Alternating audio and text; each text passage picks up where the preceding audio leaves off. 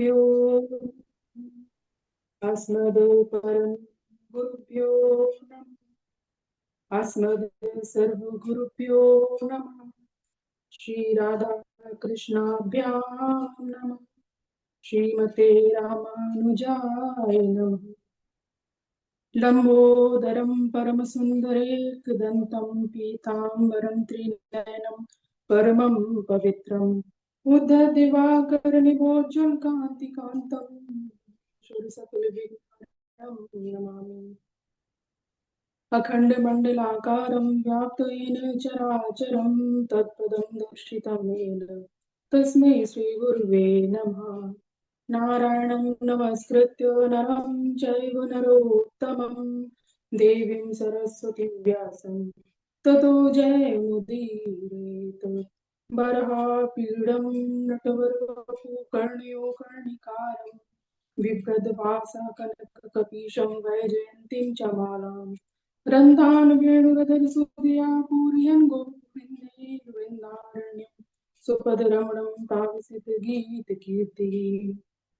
श्री राम राम रघुनंदन राम राम श्री राम राम भरताग्रज राम राम श्री राम राम रणकर कश राम राम श्री राम राम शरणं भव राम राम। श्री रामचंद्र चरणो मनसा स्मरामि श्री रामचंद्र चरणो वचसा प्रणामि श्री रामचंद्र चरणो शीर्षा नमामि श्री रामचंद्र चरणो शरणं प्रपद्ये।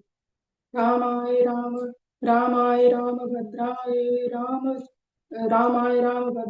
रामचंद्राय वेदसे रघुनाथाय नाथाय सीताय पते नमः। ध्याये नित्यं महेशं रजतगिरिनिभं चारुचन्द्र वसन्तं रत्नाकल्पोज्ज्वलांगं परशुमृगवराभीतिहस्तं प्रसन्नं पद्मासीनं समन्तात् स्तुत्मं गणे व्यावृकृतिं वसानं विश्वादं विश्वबीजं निखिलभयहरं पंचवक्त्रं त्रिनेत्रम् अंजनानंदनं वीरं जानकी शोकनाशनं कपीशमक्षहन्तारं वन्दे लङ्काभयङ्करं। मूकं करोति वाचालं पङ्गुं लङ्घते गिरिं यत्कृपातमहं वन्दे परमानन्दमाधवम्। भक्ति भगवंत गुरु चतुरनाम वपु एक इनके पद वंदन किए नासत विघ्न अनेक। श्री सीता रामचंद्र भगवान के चरण कमलों में कोटि कोटि नमन नतमस्तक वंदन एवं अभिनंदन। चारों भैया और चारों मैया को भी कोटि कोटि प्रणाम।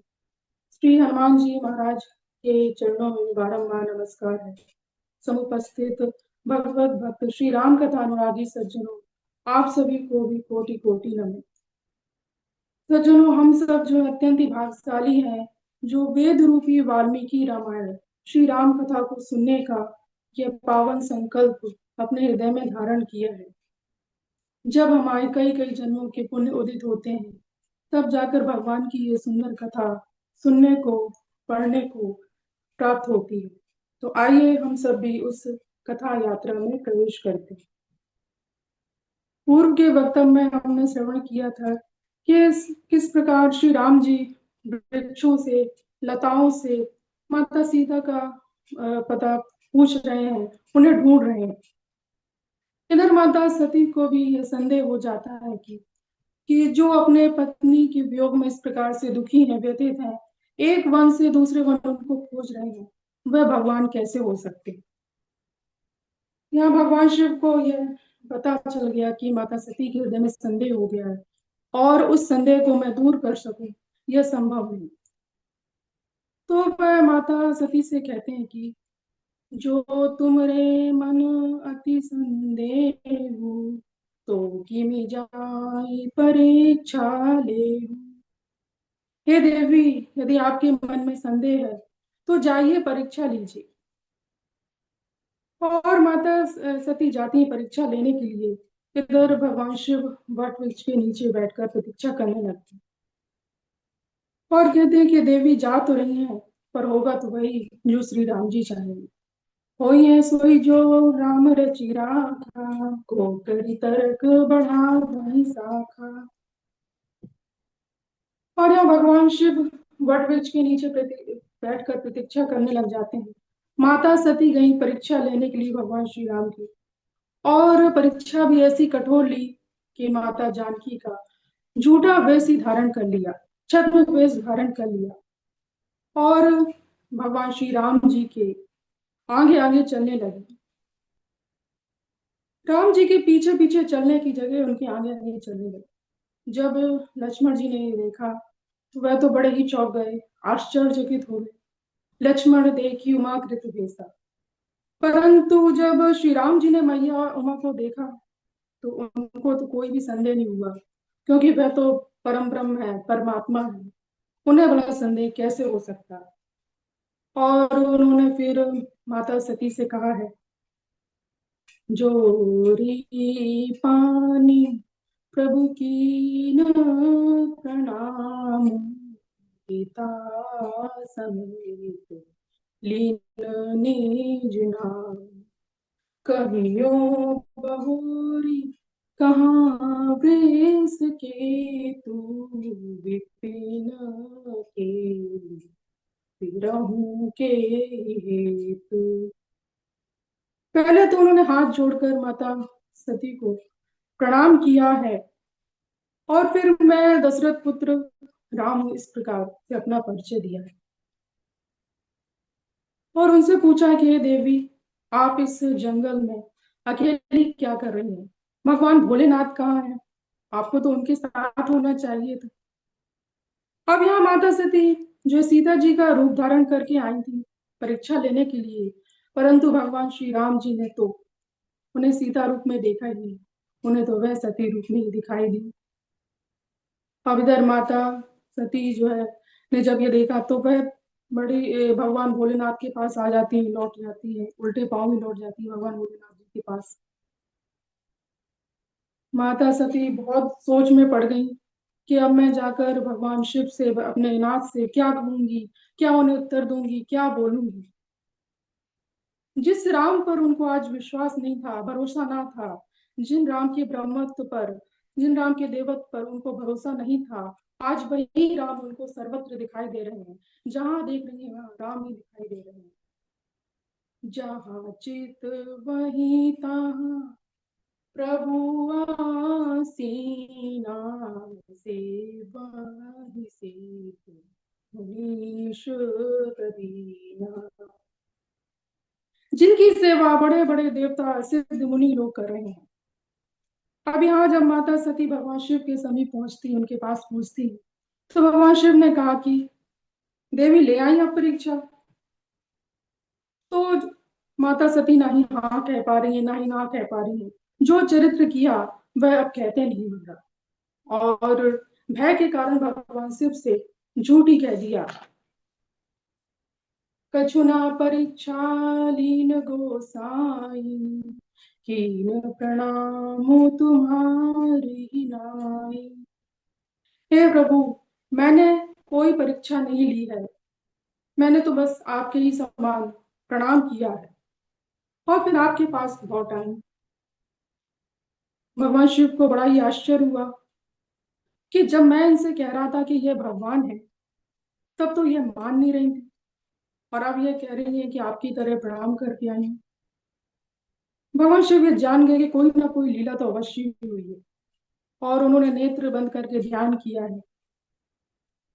तब शंकर देखो धरि ध्याना, की सती जो कीन चरित सब जाना। भगवान शिव ने ध्यान के माध्यम से माता सती ने जो चरित्र किया वह सब जान लिया। तब तो भगवान शिव के हृदय में बड़ा ही क्षोभ हुआ है, बड़ा ही उनको दुख हुआ है, और उनको बहुत ही दुख हुआ है, बहुत ही कष्ट हुआ है कि मेरे इष्ट, मेरे मेरे प्रभु की इतनी कठोर परीक्षा। और उन्होंने यह भी जान लिया कि परीक्षा लेने के लिए इन्होंने माता सीता का रूप धारण किया। तब तो उनके हृदय में अत्यंत वेदना हुई है, अत्यंत पीड़ा हुई है। सती की न सीता कर भेसा शिव कर शिव उर भयो विषाद विशेषा। जो अब करूं सती सन प्रीति मिटहि भगति प्रतु होई अनीति। भोलेनाथ ने मन में यह विचार कर लिया कि मेरी माता सीता का रूप धारण करने के पश्चात भी यदि इनसे मैं पूर्व के समान ही प्रीति करूंगा तो जो मेरी भक्ति है वह मिट जाए। उसी समय भगवान शिव ने मन से ही माता सती का त्याग कर दिया है और कहा कि हे देवी, अब इस तन के द्वारा, इस शरीर के द्वारा हमारा मिलन संभव नहीं। यही तन सतही भेंट मोहि नाहि शिव शंकर तू कीन मन माही। भगवान शिव ने मन में ये संकल्प किया है कि अब हमारा तुम्हारा मिलन संभव नहीं है इस तन से। सज्जनों, इस त्याग का परिणाम बड़ा ही भयावह हुआ। जब भगवान शिव ने सती का के त्याग की प्रतिज्ञा की है तो आकाशवाणी हुई और वहां से सभी देवताओं ने भगवान शिव की जय जयकार की और कहा कि हे महेश्वर, ऐसी प्रतिज्ञा केवल आप ही कर सकते हैं, अन्य कोई नहीं।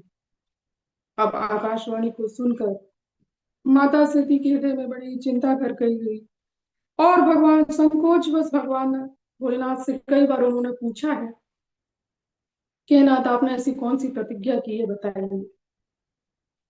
परंतु भगवान शिव ने उन्हें कुछ भी नहीं बताया। और इधर माता सती के हृदय में यह बात करे कि मेरे नाथ तो सर्वज्ञ हैं, सब कुछ जानने वाले हैं, मैंने उनसे झूठ बोला है तो मैंने ये बहुत बड़ा ही अनर्थ किया है। अब इस प्रकार से सोचकर दुखी होकर व्यथित हो जाती हैं। सती सोच जानी वृष केतु कई कथा सुंदर सुख हेतु वर्णत पंथ विविध इतिहासा विश्वनाथ पहुँचे कैलाशा। भगवान शिव ने जब माता सती के हृदय की पीड़ा को देखा है वो अनेक प्रकार की कथाओं के वो कहने लगते हैं और उनके दुख को दूर करने का प्रयास करते हैं। भगवान शिव कैलाश में पहुंचकर बट वृक्ष के नीचे जो है समाधि लगा लेते हैं। इधर जब दक्ष प्रजापति ने को जो है ब्रह्मा जी ने प्रजापतियों का प्रशासक नियुक्त कर दिया तो दक्ष को बड़ा ही मद हो गया, अभिमान हो गया और उसका जो अभिमान था वह सातवें आसमान में पहुंच गया। नाही कहूँ अस जन्मा जग माही प्रभुता पाई जाई मद नाही। ऐसा कौन है इस धरती में जन्मा जिसे अगर पद मिले तो उसको मद ना आए, अहंकार ना आए, अभिमान ना हो। उसने दक्ष को भी बड़ा ही अभिमान हो गया। उसने एक बड़े यज्ञ की रचना की, उसमें सभी को बुलाया परंतु अपनी पुत्री, अपने ही दामाद को नहीं बुलाया। और जिनको बुलाया था वह भी कम करामाती ना थे, अपने अपने विमान को ले जा कैलाश के ऊपर से उड़ा ले जा रहे। जब माता सती ने देखा है तो भगवान शिव से पूछा कि ये सब कहाँ जा रहे हैं। माता सती ने भगवान शिव ने कहा कि ये सब आपके पिता के घर जा रहे हैं। तो माता सती ने कहा कि मेरे पिता के घर क्यों जा रहे हैं। तो शिव जी ने कहा कि आपके पिता ने बहुत बड़े यज्ञ का आयोजन किया है, ये सब वहीं पे जा रहे हैं। तब माता सती कुछ प्रसन्न होती है कि अब मैं कुछ दिन के लिए अपने पिता के घर होके आऊंगी, यदि मेरे नाथ आज्ञा देंगे तो। क्योंकि उनके हृदय में बड़ी ही पीड़ा कि मेरे पति ने मेरा त्याग कर दिया है। माता सती अपने पिता के घर जाने के लिए तैयार हो जाती है। ना ही निमंत्रण आया है, ना ही बुलावा आया, फिर भी जाने को तैयार है। क्योंकि उन्होंने कहा कि पिता के घर तो बिना बुलाए भी जाया जा सकता है। शास्त्रों में कहा गया है कि मंदिर में गुरु के घर, पिता के घर, पति के घर, यहाँ तो बिना बुलाए भी जाया जा सकता है। भगवान शिव ने कहा कि हे देवी, आपका कथन सत्य है, इन स्थानों पे तो बिना बुलाए भी जा सकते हैं, परंतु जहाँ पे बैर मानकर न बुलाया जाए वहां जाना उचित नहीं, वहां जाने से कल्याण नहीं होता। आज भगवान शिव ने माता सती से वह सारी बातें सुनाई हैं कि किस प्रकार से दक्ष ने उनका उनके किस प्रकार से दक्ष उनसे द्वेष करते हैं और बैर रखते हैं। दक्ष सकल निज सुता बुलाई हमरे भयर तुम बिसराई। सती माता ने कहा कि हे प्रभु, आपसे बैर, आपसे द्वेष, अरे आप तो उनके दामाद हैं, पूज्य हैं, फिर वह आपसे बैर क्यों करेंगे। तब भगवान शिव ने संक्षेप में वह सारी ही कथा सुनाई है कि ब्रह्मा जी की सभा में जब दक्ष के आने पर भगवान शिव खड़े नहीं हुए थे, तो जब दक्ष ने उनका कैसे अपमान किया था। अब भगवान शंभु ने अनेक भांति से माता सती को यह समझाने का प्रयास किया है, परंतु भावी वश, प्रारब्ध वश माता सती ने पिता के घर जाने का निश्चय कर लिया। जब माता सती ने निश्चय कर लिया, तो भगवान शिव ने बहुत सारे गणों को उनके साथ भेजा है और उनका सारा सामान भी साथ में भेज दिया। इधर जब माता सती अपने पिता के घर जा पहुंचती हैं, तो सत्य ही भले, सादर भले ही मिली एक माता, भगिनी मिली बहुत मुस्काता, दक्षिण कछु पूछी कुशलाता, सती विलो की जरे सब गाता। अगर प्रेम से कोई मिला है तो केवल उनकी माता ही मिली है, बाकी सभी सभी ने तो उनका अपमान ही किया है। बहनें भी मिली हैं तो वह भी हंसी उड़ा रही है कि ना ही इसको बुलाया हुआ आया, निमंत्रण आया, फिर भी आ गई। और इधर दक्ष के डर के कारण किसी ने भी माता सती का जो है स्वागत नहीं किया, उनकी कुशल क्षेम नहीं पूछी है। माता सती के आने पर दक्ष को तो और ही बड़ा क्रोध हुआ है, क्रोध आया है। सज्जनों, इस दुनिया में माता के समान अन्य कोई नहीं हो सकता। माता ने उनको पहचाना है, उनका सम्मान किया है। और माता सती ने कहा कि हे माता, आप मुझे उस यज्ञ भूमि का दर्शन कराइए, क्योंकि मेरे पिता ने यज्ञ किया है। उस यज्ञ भूमि को देखने की मेरे मन में बड़ी जिज्ञासा है।